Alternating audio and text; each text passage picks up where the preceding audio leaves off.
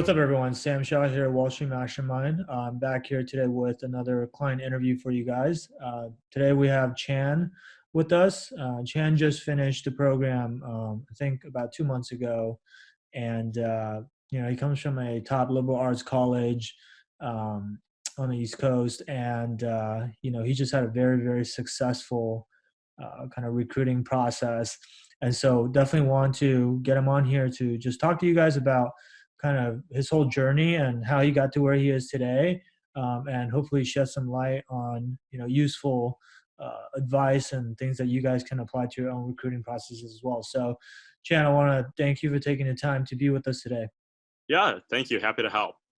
Awesome. So, I gave a very brief introduction just now, obviously, but if you could start by maybe just telling people a little bit about yourself, kind of like maybe take us back to the beginning, like before you came to Wall Street Mastermind. I'm sure you were already kind of working on recruiting stuff on your own, but how are things going for you? Where were you at the time? And just kind of start from that point. Yeah, definitely. So I guess taking it back to the beginning of college, I really wasn't too sure about what I wanted to study, wasn't too sure about what I wanted to do in terms of a career. I ended up, there was kind of a big pull towards investment banking on campus, but I wasn't exactly sure what it is. Recruiting definitely was not going super well prior to Wall Street Mastermind. I had gotten lucky and landed a finance internship over my freshman summer. And so I was, good in the front that I had some previous experience, but really preparing for an actual recruiting process where it wasn't just me reaching out to somebody that I had already known was pretty daunting to me. I had no, real background in finance coming from a liberal arts college. And so that's kind of where I was prior to Wall Street Mastermind. I think I reached out to Sam in December or January of this year. And I guess as Sam alluded to, the process was pretty smooth. And I think I was done with all of recruiting by the end of April. Wow. Okay. Yeah, I think if I go back and look, yeah, it looks like you joined us in early January, like the first week of January. So basically early 2020, and then about a little less than 4 months later, you have finished, basically.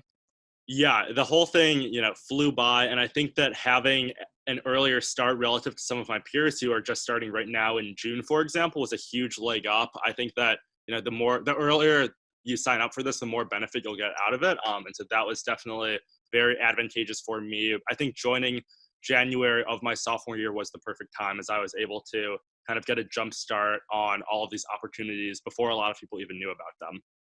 Yeah, got it. So I know that, well, actually, before we even go there, what made you even decide to like reach out and get this type of help? Because this is not something that everyone's doing, right? And in fact, probably very few people actually even know about something like this. So, like, what were the challenges that you were having at the time that where you're like, hey, I don't know if I could figure this out on my own? Yeah, I think the biggest thing for me was hearing about how early recruiting was starting every year and having no idea how exactly to approach the process. And so that's kind of where I think that was like the biggest challenge for me, is kind of figuring out how exactly can I maximize the use of my time, because I had read like the Rosenbaum and Pearl textbook, for example, prior to Wall Street Mastermind in preparation for an internship. Didn't really help me that much since it was so, I guess, in the weeds. And I also tried some other material. I think I did like the Breaking into Wall Street training. But, coming from a liberal arts background, it's like reading a foreign language to you. And so to have somebody to walk you through everything, like kind of step by step, and hold your hand through it, was something that I knew that I wanted. Started looking, I had heard about this program, I just think through Reddit or something. And so I started, doing a little bit more research, booked a call, thought it was really informative. And I guess, yeah, it was just smooth sailing from there. Mm-hmm. Got it. Okay. So you had actually already, sounds like you had already done a lot on your own then. You read the Rosenbaum textbook, which is a pretty big textbook. You've done all the Breaking into Wall Street trainings. Pretty standard stuff that most of the people out there who are serious about recruiting are kind of doing already, basically. But somehow you felt like that you weren't really kind of absorbing the knowledge that you needed to, sounds like. Exactly. Yeah. I think first was retention of information. I definitely wasn't retaining it. I think beyond that, a few other things were that both of those I think were somewhat helpful in terms of the internship itself, but weren't helpful at all with regards to recruiting because they don't teach you how to interview. They might teach you how to do something here or there with Excel. But I think that in terms of their applicability towards the recruiting process, they weren't ideal. And I think that also just I guess like I mentioned before, the liberal arts background just made it very challenging for me to pick up a business lingo. And I think that that's one of the first things that people really notice when you're chatting that with them on a networking call, for example, is do you speak the language? Do you sound like you have experience with business? And quite frankly, I did not at the time. And so I think those were a lot of the more intangible things I started to pick up as soon as I enrolled with the Wall Street Mastermind program, and something that I think I was not picking up when reading these like online textbooks, for example. Got it. You make a really interesting point, actually, which is you said it helped you somewhat with the internship itself, or I assume you're talking about the freshman summer internship that you were doing, Right. but it didn't really help you that much with the actual interviewing process. And that's an important distinction because I think a lot of times people think like, oh, to prep for recruiting, I just need to learn how to do financial modeling, right? Or there's this idea out there that's very prevalent that, oh, I'm going to take a financial modeling course and that's going to prep me for the interview.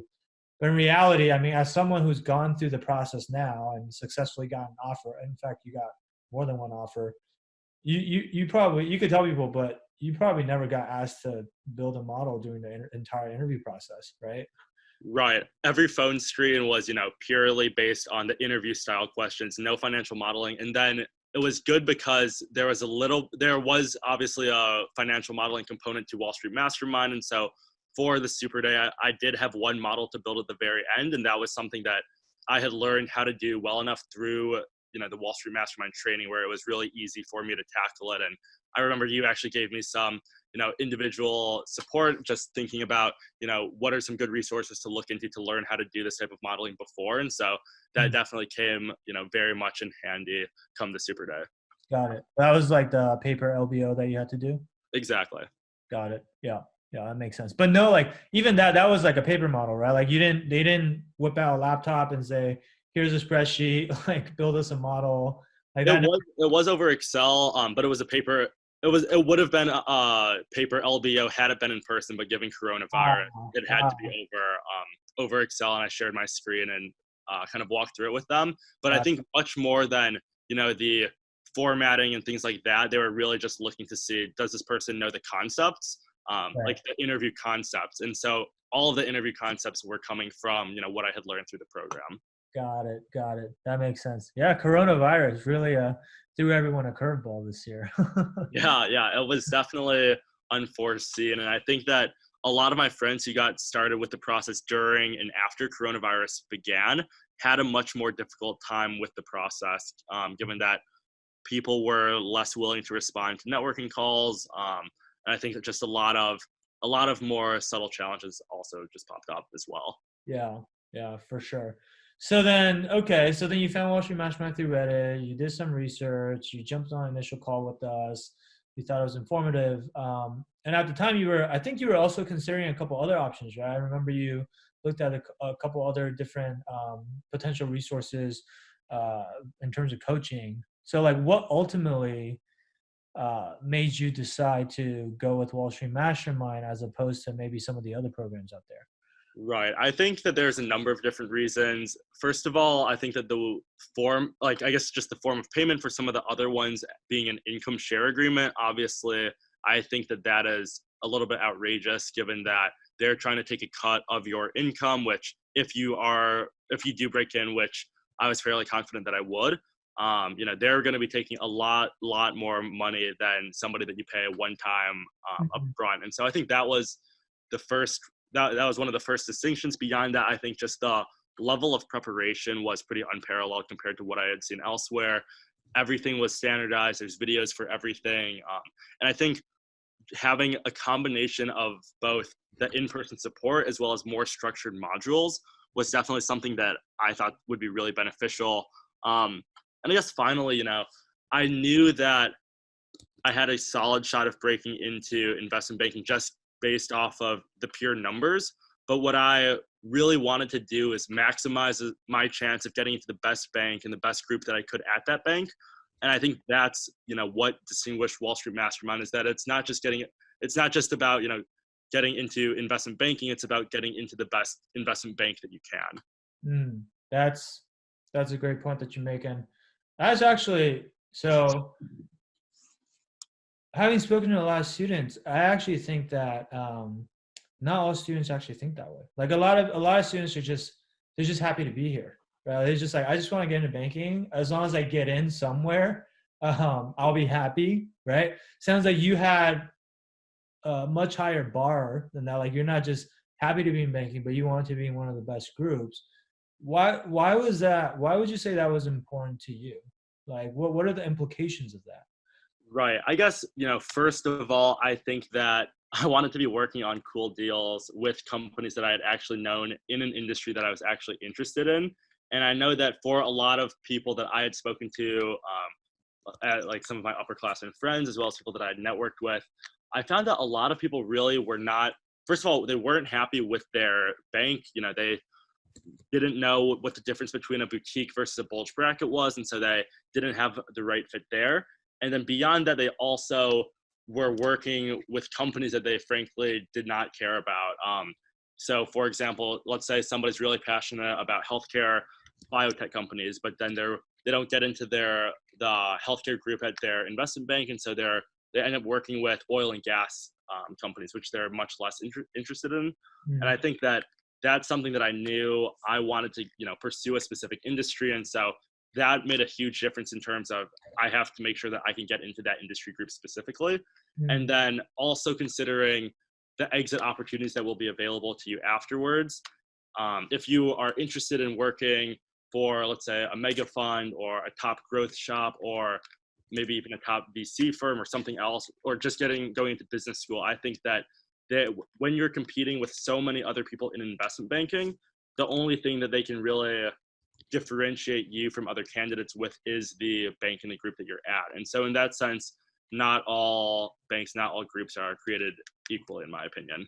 Right, right. No, and I mean, you say in your opinion, but you're absolutely right. I mean, I think a lot of times what I see is as college students, it's kind of hard to think that far down the road, right? Mm-hmm. You're not even thinking one step ahead anymore, which is just like, hey, how do I get into investment banking? You're starting to think 2 or 3 steps ahead of like, well, what about what I want to do after banking, and how does this set me up for that?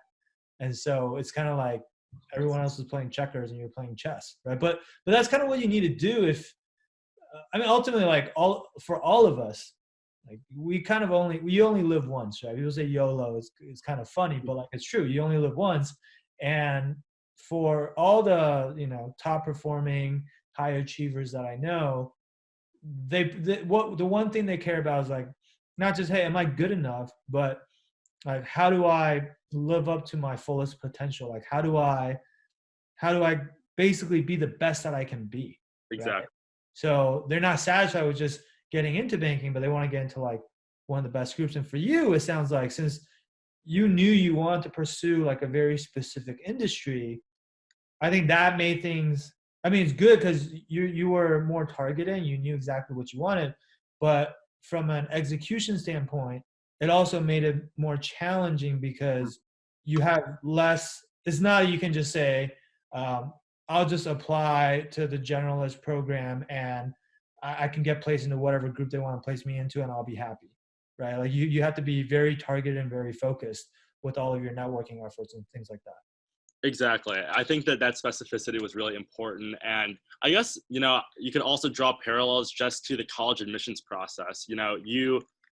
I think for most people, it's not just enough to get into a college. They want to get into, one college or a specific group of colleges. And so if you are, that type of person, kind of a type A personality, or just somebody that really, wants to make themselves and their family and friends proud, I think that, these are some of the more nuanced things to be thinking about when, you're kind of at this crossroads with whether or not you're going to sign up for this program and whether or not you're going to really maximize your chances of ending up exactly where you want to end up. Yeah.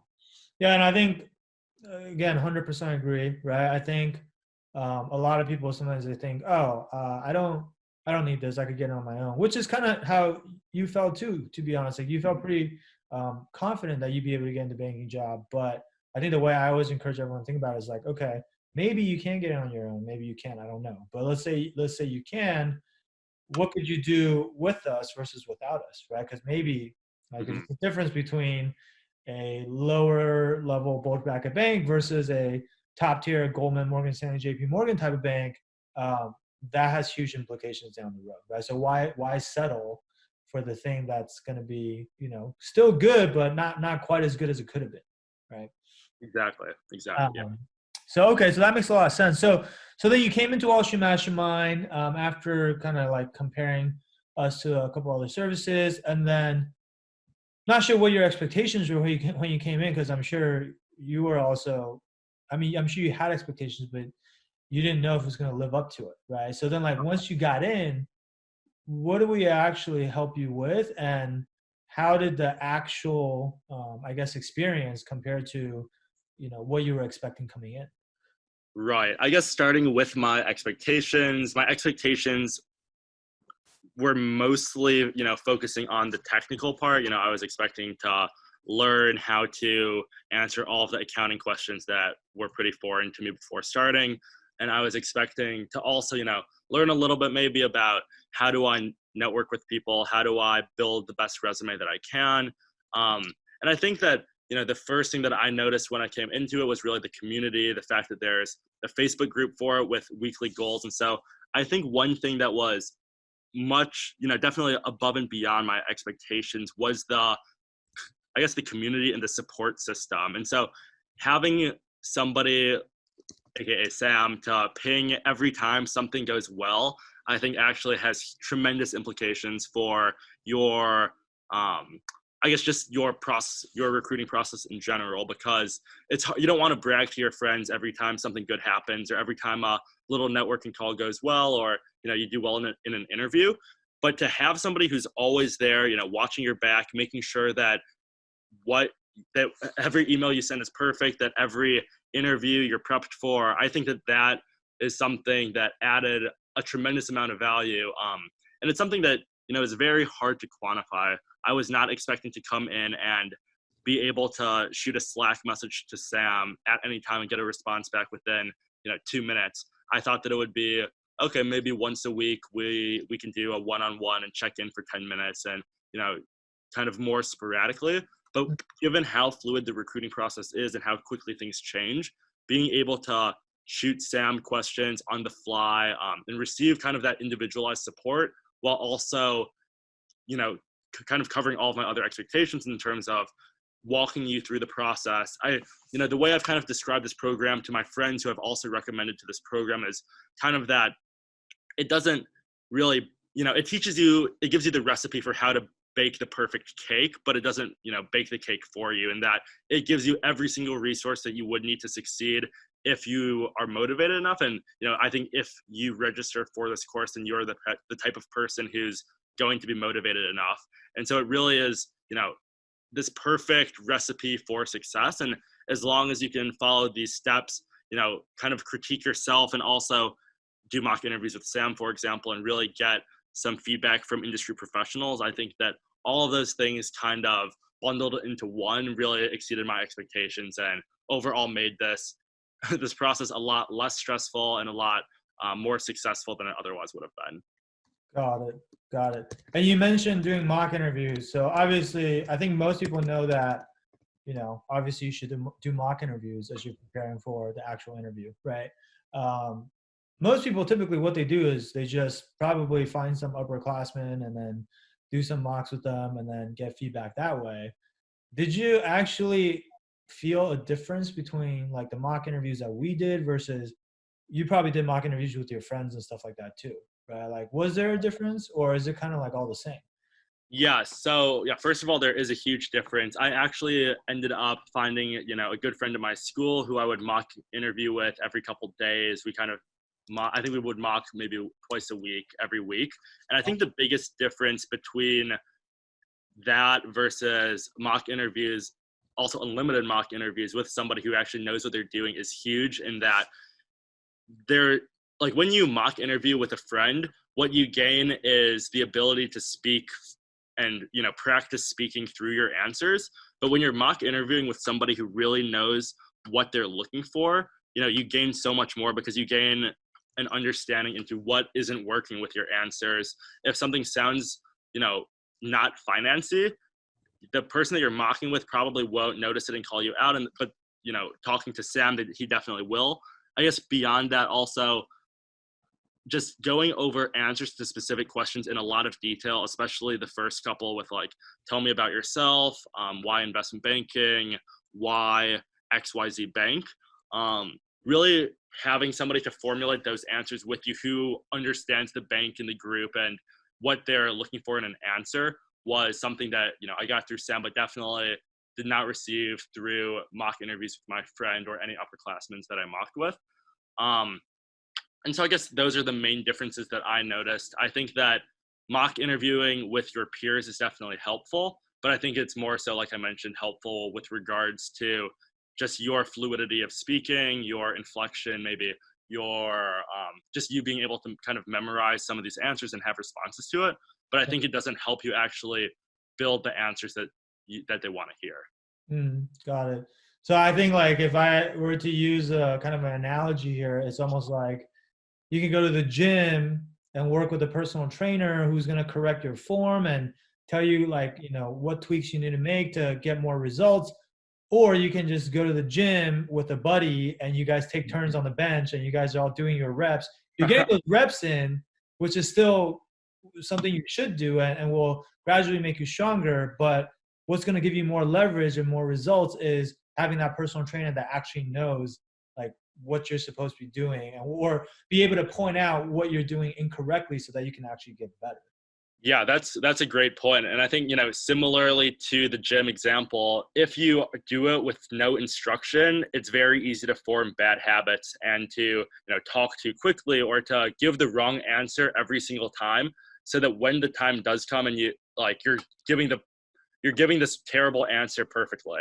And so, you know, would you rather be able to bench 225 pounds, but it goes an inch up and down, or would you rather be able to do that and actually, you know, rep it?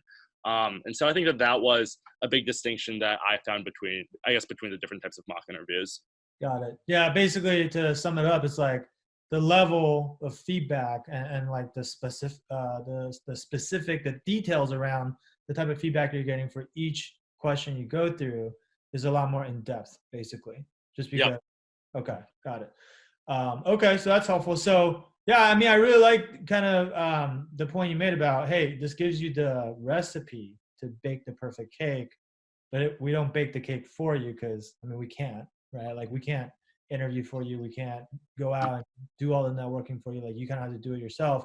But as long as you're someone, so that's why we always say is like, hey, as long as you're someone who's 100% going to show up and do the work, and you're 100% going to raise your hand and ask questions when they come up, then there's no reason why a system like this shouldn't be able to work for you, because it's worked for basically over 90% of the people that have gone through it, right?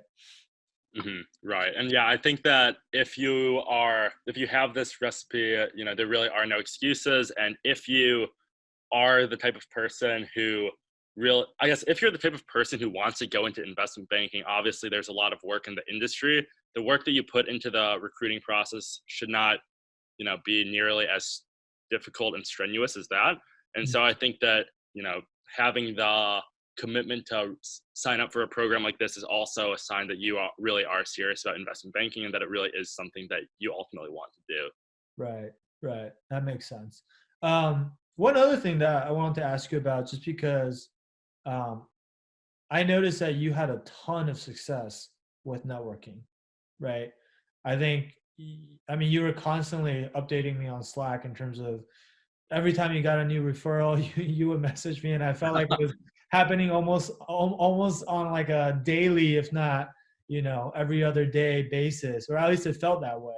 And so can you talk about kind of the networking process a little bit. Like, was there a big impact for you there? Because I'm sure you were networking before you came in, and you also networked a ton after you came in. But like, how was that for you?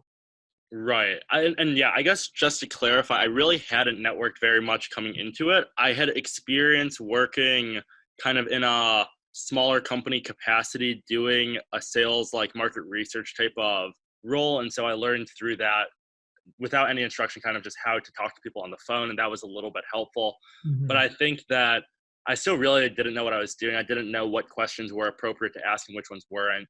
And so I came into Wall Street Mastermind, went through the networking modules, and then really it just helped me develop a system for networking. And I think that that was probably the single most important piece of the puzzle for me, because the where I am going to be working is not a place where my school is really recruiting from, or they don't really recruit for my school. In fact, my school this year, given coronavirus, has kind of canceled a lot of its on-campus recruiting. And so as of right now, I know maybe one or two friends who have already gotten offers from my school, but they got these offers through diversity programs, which were held earlier.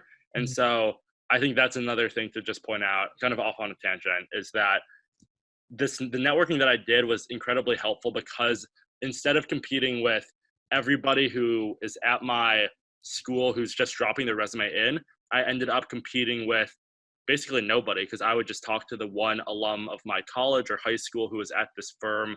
And given the helpful questions that it was offered, given the tips for how to really think critically about what's going well with these calls, what isn't going well, pinging Sam every time somebody asked me a question that I didn't have an answer to, when because they kind of are also gauging you when you're on these networking calls. And so over time, developing this real sense of I guess confidence with networking, because frankly, going into it, it's a very nerve-wracking process. Investment bankers seem pretty intimidating. You always hear these stories about the mean MD or whatever.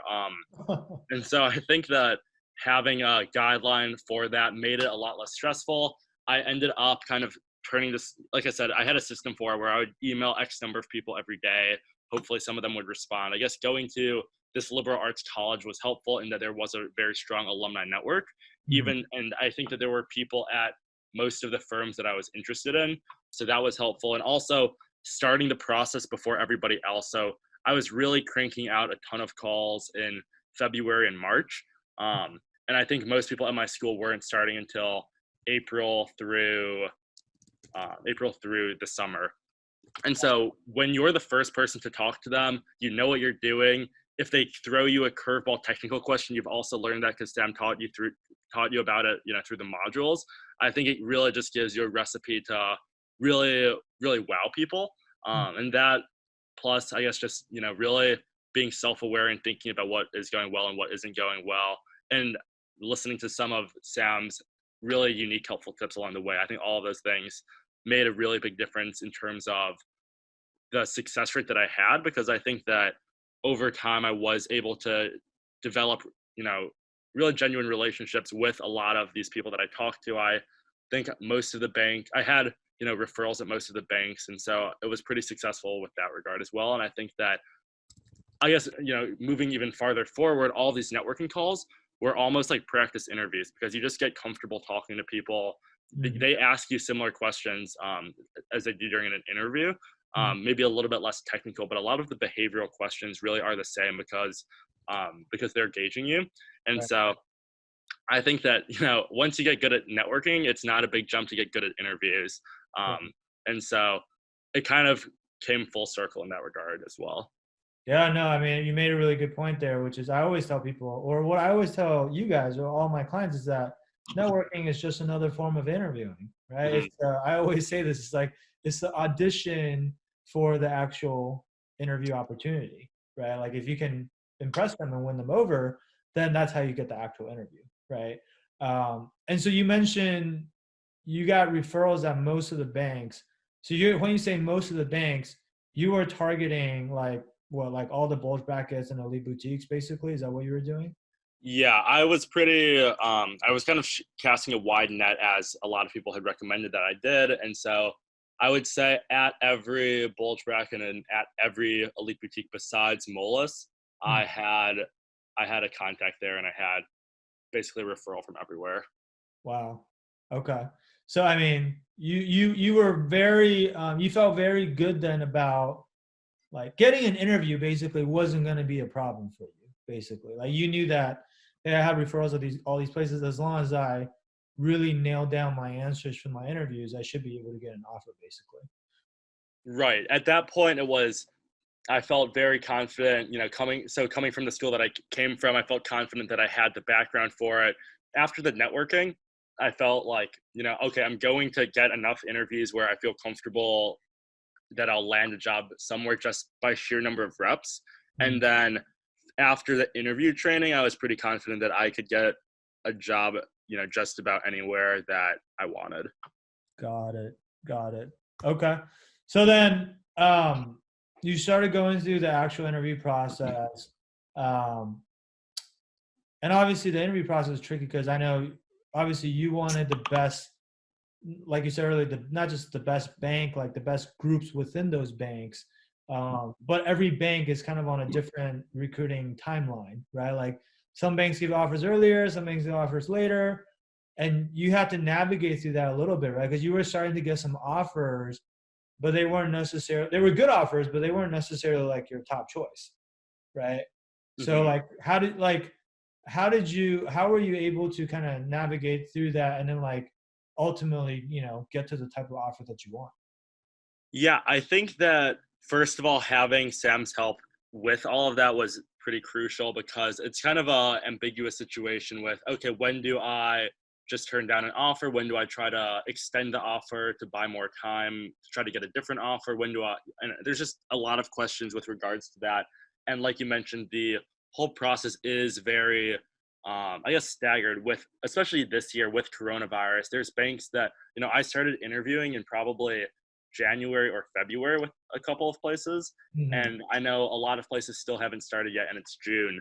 And so, first of all, being aware of all these timelines in the Wall Street Mastermind group, there's a lot of notifications about, okay, this application just opened, be sure to drop your resume. So I knew that, first of all, I wasn't missing anything. Um, but then as you start to network using the system that Sam had mentioned, you're actually talking to people who are working there, they give you a lot of insight as to when their process is going to kick off. And Hmm. so I had a decent idea of when the different processes were going to kick off. My top choice in the place that I'll be working at actually started interviewing probably in February or March. Um, Hmm. and so that was basically it was really before I was expecting to start interviewing, especially with a group that I was very interested in. And also, I think that at the time, most people weren't ready to interview. I definitely was not as polished then as I was by the end of the process. But Hmm. I think that, and I even made a mistake that I really thought was going to be a very, very big deal. But I think that you have to gauge where you are at compared to your peers. And so I guess just, after going through Sam's course, I felt very comfortable with at least all the behavioral answers. I think were those were basically a guarantee. Um, and so I started doing pretty well in the interviews. I had that one little hiccup, but every time you make a mistake like that, you learn from it. And so I ended up being very fortunate in that I actually passed every interview and phone screen that I went throughout my process. So I Wow. kind of had a lot of optionality, um, in that I could afford to say no to some firms. And so when I got this first offer, I ended up extending it, actually using that to get an offer at a larger firm that I was more interested in, and using that other offer to speed up my process at a different firm at a Goldman, MS, JPM type of firm. Um, and that allowed me to speed up my process there and lock down the interview and eventually the super day. And so I think, it really is a big momentum game as well, because once you garner a little bit of interest from one firm, it's a lot easier. I guess it just makes other firms want you to, because they obviously want the best candidates that you can have, and any previous screening or vetting from another firm is definitely a big bonus, as well. And so I think that there were a lot of synergies that kind of played off of each other with regards to having Sam walk me through all of this in terms of advice and also kind of just being able to execute like on the ground. Got it. So you actually mentioned something that I thought was really impressive and pretty rare, which is you passed every single interview and phone screen that you went through, meaning you always got invited back to the next round, basically. Was that what that means? Yeah. And so I guess because of how early I started, I didn't have to do that too many times, but the success rate was very high. Yeah. Okay. Got it. I mean, that's tough to do, man, because like, people always say, there's definitely a little bit of luck involved, right? Like you might, just run into an interviewer that doesn't click with you or is really tough or whatever. But at the end of the day, what I tell people is most of these interviewers, there are certain things that they're looking for, right? So if you can provide them with the things that they're looking for, like there is like you say, you use the word system a couple of times already. Like there's a system and a process to how to do this. It's not like a haphazard thing where let me try this, let me try that. Like there's a tried and true way that just works, right? And so which is why it's a repeatable process. And if it's repeatable, that's important because then that if you do well in one interview, that can be repeated in your next interview and your next interview and your next interview, right? It's not a fluke, right? Exactly. Yeah. I think it also goes to show that while luck is definitely a factor, if you are committed enough to the system that you are basically guaranteed to have good results because you just have if you have 5 opportunities, there's no way that all 5 of these people are having a really bad day. Don't click with you. At least one of these people is going to be having a great day and is really going to be interested in what you have to say.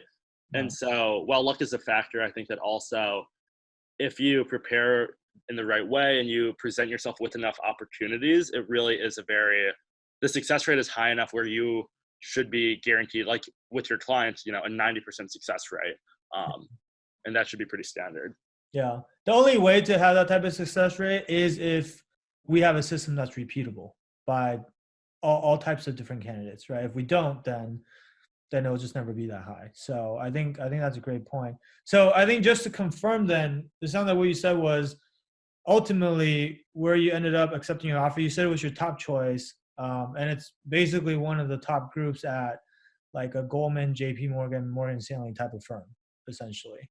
Yes. Yeah, exactly. I definitely am very grateful, to have gone through the Wall Street Mastermind course because I think that while I may have been somewhat successful with this process, I think that the fact that I ended up at this group was purely because I had signed up for Wall Street Mastermind when I did. Had I waited and gotten that interview in February or March or whatever without this program, you know, first of all, I probably wouldn't have even known how to network with a person who would have gotten me that interview. But then I also would have failed the interview, and then that would have been it for this opportunity. And so I would highly recommend, starting as early as possible because I think that the more time you give yourself, the more opportunities you'll have. Mhm. And so that's been one of my biggest takeaways is always, start everything as soon as you can, try to get that head start. And I think that really what's great is that I feel like a lot of the skills that I've learned in Wall Street Mastermind are going to take me, very far in the future because I think networking is not just something you learn how to do to get a job in investment banking. It's something that you use and need to have in your arsenal throughout your entire career. And so to have that toolkit as I, go out, whether I stay at this firm or end up somewhere else, I think that I'll be starting my career in the best place that I can be. And I'll be starting my career, also with this knowledge that, there's a system for all this stuff. It's not a fluke. If I want to make a next step into something else, I'll know exactly what system to use to get there.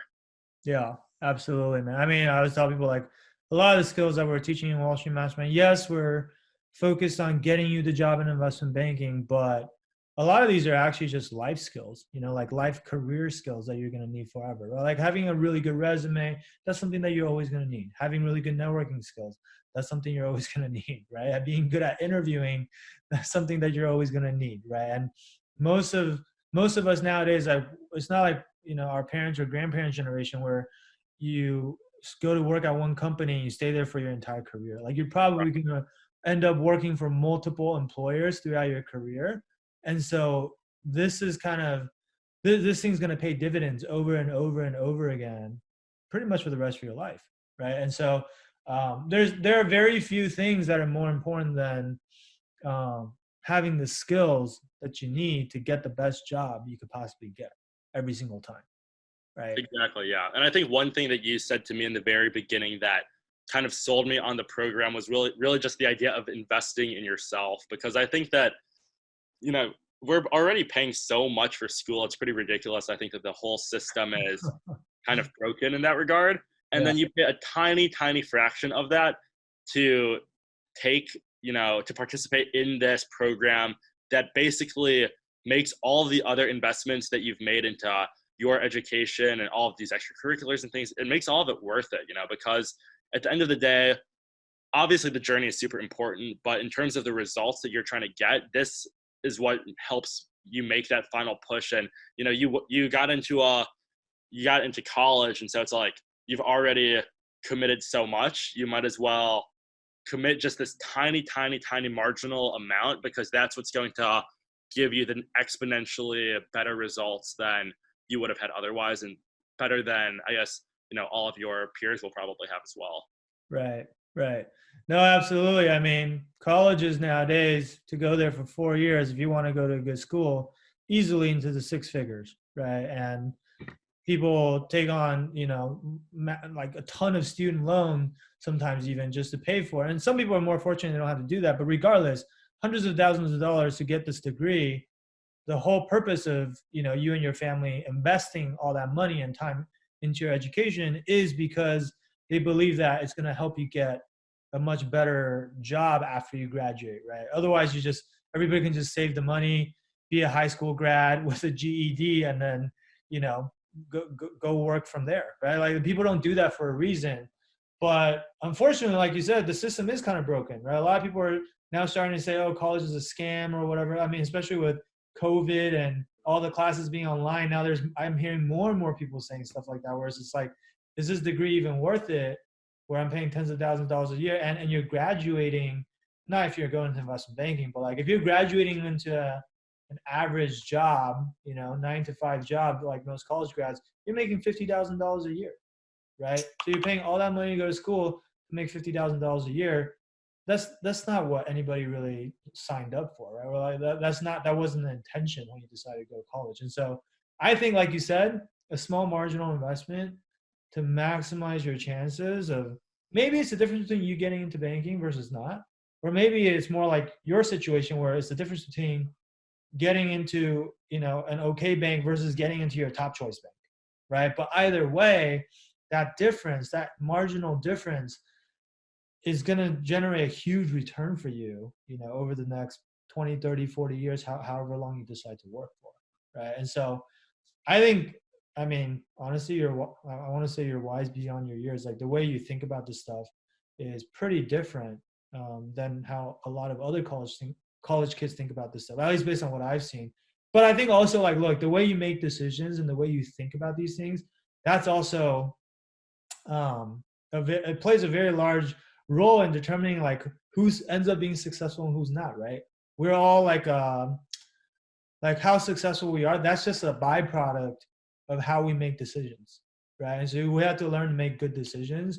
If there's a good investment that you can make in yourself, then you got to make that investment, right? So anyway, you've given a ton of really, really great advice today to our listeners. So I want to thank you for that. Honestly, I've done dozens of these interviews, and I would say this is probably in my opinion, one of the most valuable ones that we've done today. So thank you for that.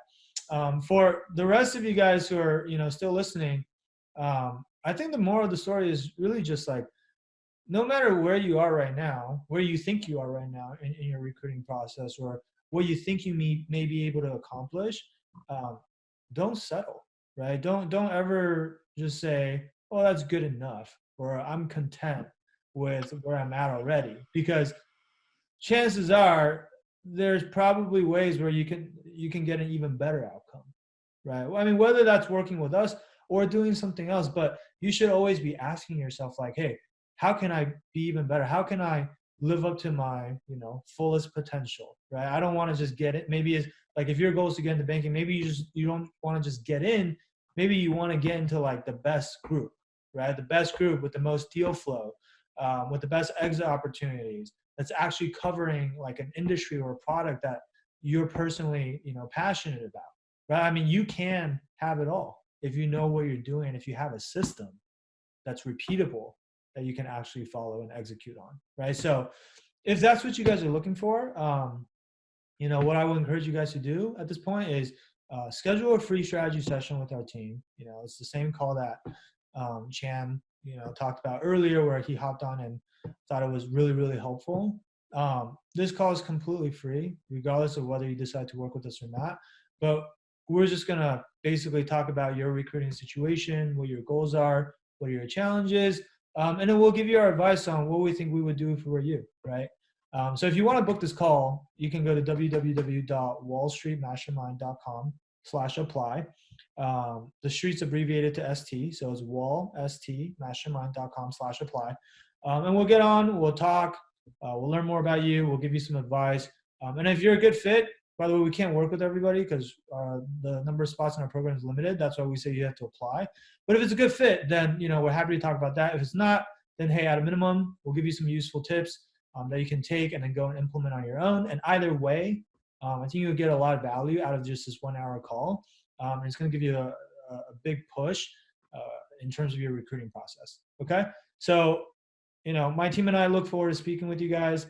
And before we go, last thing, just Chan, once again, thank you so much for taking almost an hour of your time to just talk about your experiences with us. And I'm sure all of our listeners are, going to really benefit from this. And hopefully because of this, get a better outcome in their own recruiting process as well. So Yeah, thank you for having me. yeah, absolutely. And, look forward to, seeing everything you accomplish, both obviously next summer at this internship and beyond as well. Right. So I'm sure you won't be a stranger, and, we'll stay in touch, and let me know if there's anything else I can ever help you with.